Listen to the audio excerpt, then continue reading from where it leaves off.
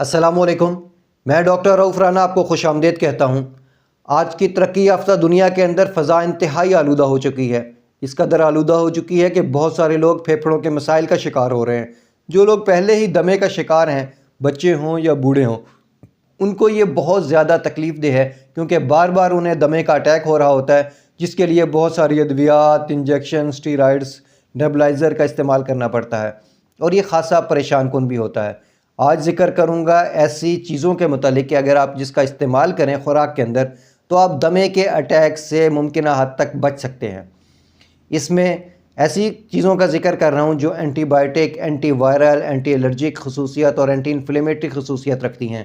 یہ ہے ادرک، ہلدی، دار چینی، کالی مرچ اور شہد۔ اگر آپ اس کا استعمال، بے شک آپ اس کا استعمال اکٹھے کر سکتے ہیں، ان کے پاؤڈر کو شہد کے اندر مکس کر کے دن میں 2-3 دفعہ کھا سکتے ہیں، یا وقتاً فوقتاً اس کا استعمال اپنی خوراک کے اندر زیادہ کر لیں، کھانے کے اندر ادرک کا استعمال کر لیں، کالی مرچ کا استعمال زیادہ کر لیں، تو نہ صرف آپ کے مدافعتی نظام کو بھی بہتر کرے گا بلکہ آپ کے پھیپھڑوں کی صفائی بھی کرے گا، اس کو ڈیٹاکسیفائی بھی کرے گا اور اس کے قوت مدافعت میں اضافہ کرے گا، جس کی وجہ سے دمے کے اٹیک سے آپ کو ممکنہ حد تک بچت ہو سکتی ہے۔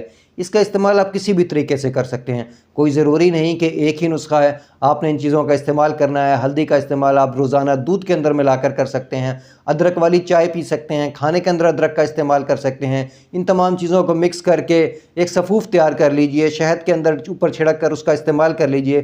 غرض کسی بھی طریقے سے ان ہربس کا استعمال کرنے سے آپ کا مدافعتی نظام بہتر ہوگا اور بار بار دمے کا جو اٹیک ہے اس سے آپ کو چھٹکارا حاصل ہوگا۔